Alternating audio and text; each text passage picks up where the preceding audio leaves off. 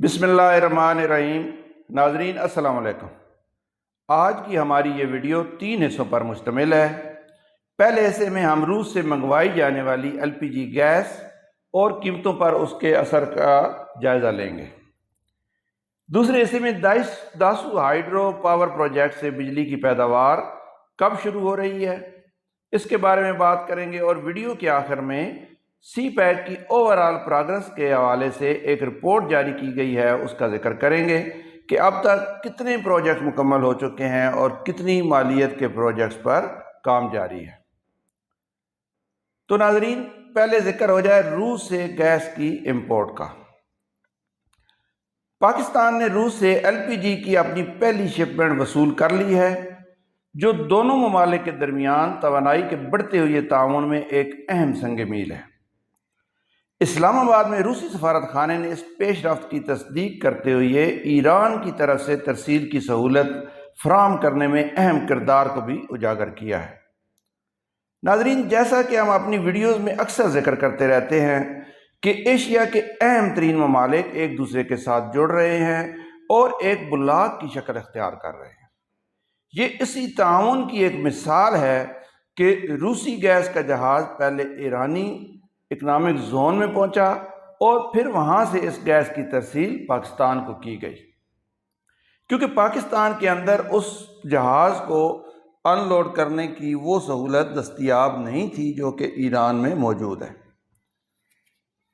یہ پاکستان کے روسی خام تیل کے بعد دوسری بڑی ٹرانزیکشن ہے، اور یہ اس سال روس کے ساتھ ملک کا دوسرا بڑا توانائی کا لین دین ہے۔ مجموعی طور پر 1,00,000 میٹرک ٹن کی اس کھیپ کو ایران کے سارخس اسپیشل اکنامک زون کے ذریعے منتقل کیا گیا ہے۔ اس کے بعد میں آنے والی کھیپ کے بارے میں بھی بات چیت جاری ہے۔ حالانکہ ایران کی شمولیت اور قیمتوں کے تعین کی مخصوص تفصیلات نامعلوم ہیں، اور پاکستان نے اس سے قبل جو روسی کروڈ آئل کا لین دین کیا تھا وہ چینی کرنسی میں کیا، اور اس معاہدے کی اصل قیمت بھی ظاہر نہیں کی گئی تھی، کیونکہ روس سے تیل اور گیس کی امپورٹ ایک نازک معاملہ ہے اور دنیا کے سیاسی حالات کے ساتھ بھی جڑا ہوا ہے۔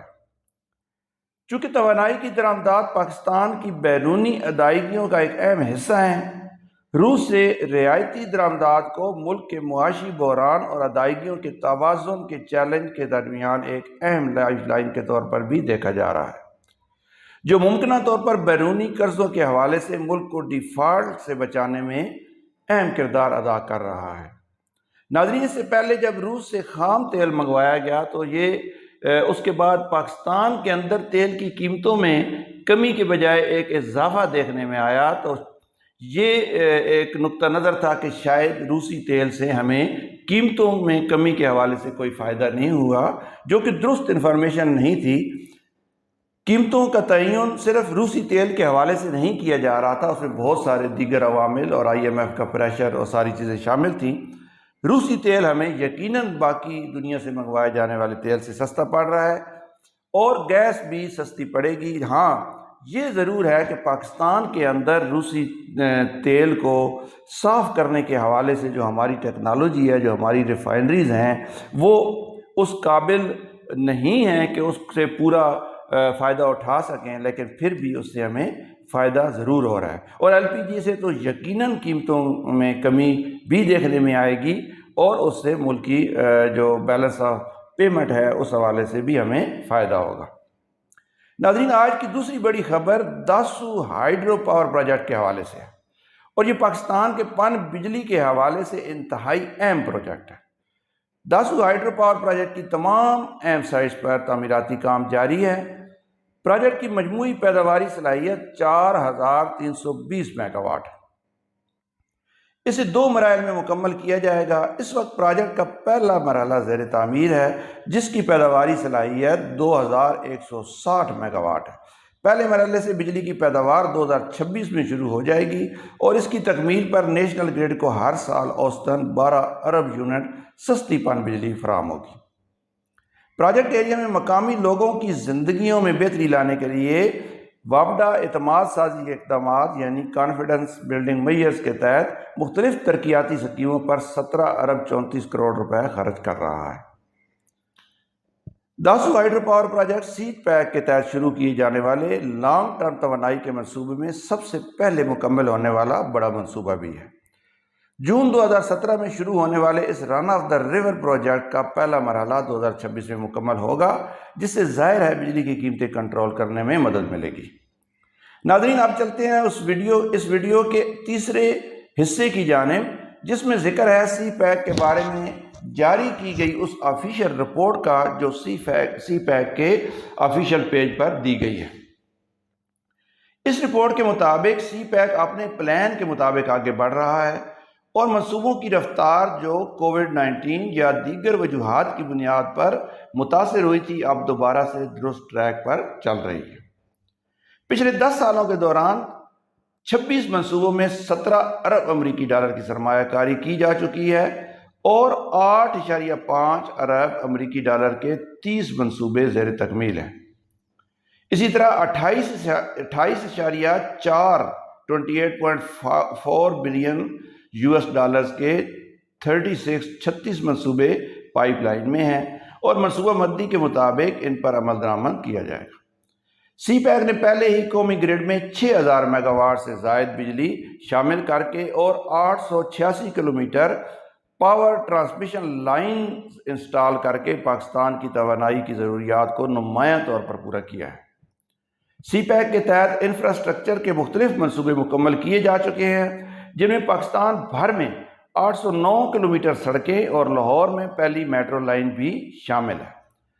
سی پیک منصوبوں نے پاکستان میں 2 لاکھ سے زائد ملازمتیں پیدا کر کے ملکی معیشت میں نمایاں کردار ادا کیا ہے۔ Belt and road initiative BRI کے اس اہم ترین حصے کے طور پر سی پیک کو پاکستان کے لیے روابط، کوآپریشن اور انضمام کے نئے دور کی علامت کے طور پر دیکھا جا رہا ہے۔ مختلف منصوبے پائپ لائن میں ہیں، جن میں ML1 اسپیشل اکنامک زونز، زراعت، صحت اور ایجوکیشن سمیت کئی دیگر شعبوں کے منصوبے شامل ہیں۔ پاکستان سی پیک کے محکموں کو مزید مضبوط کرنے اور اسے مزید وسعت دینے کے لیے پرعزم ہے۔ افغانستان میں امن نے سی پیک کی سنٹرل ایشین ریپبلکس تک توسیع کو ممکن بنا دیا ہے اور اسی حوالے سے پاکستان سے افغانستان کے راستے تاجکستان تک ایک ریلوے لائن بچھائی جا رہی ہے اور حال ہی میں چین نے واخان کی جو پٹی ہے افغانستان اور چین کے درمیان، اس کے ذریعے ایک روڈ بنانے کا بھی اعلان کر دیا ہے اور چین براہ راست افغانستان میں اس روڈ کے ذریعے پہنچ جائے گا اور اسی طرح افغانستان کی رسائی چین تک ہو جائے گی۔ چین اور پاکستان نے اگست 2023 میں سی پیک کے 10 سال کا جشن منایا، جو دو طرفہ وعدوں اور ان کی تکمیل کے بارے میں ایک دوسرے پر اعتماد کا اظہار ہے۔ پاکستان میں چینیوں کی حفاظت کو یقینی بنانے کے لیے پاکستان نے پہلے ہی آرمی کے 2 ڈویژن اور مختلف اسپیشل پولیس یونٹس قائم کر دیے ہیں۔ ناظرین، جیسا کہ اس رپورٹ میں بھی ذکر کیا گیا ہے، سی پیک کا اہم ترین منصوبہ ML1 بھی شروع ہونے جا رہا ہے اور چینی حکومت اس کی لاگت کو کم کرنے پر تیار ہو گئی ہے اور اب یہ 10 ارب سے زائد کی لاگت کے بجائے 6.5 ارب ڈالر 10 ارب ڈالر کے بجائے 6.5 ارب ڈالر کی لاگت سے مکمل ہوگا اور چینی حکومت اس پر جلد کام شروع کرنے جا رہی ہے۔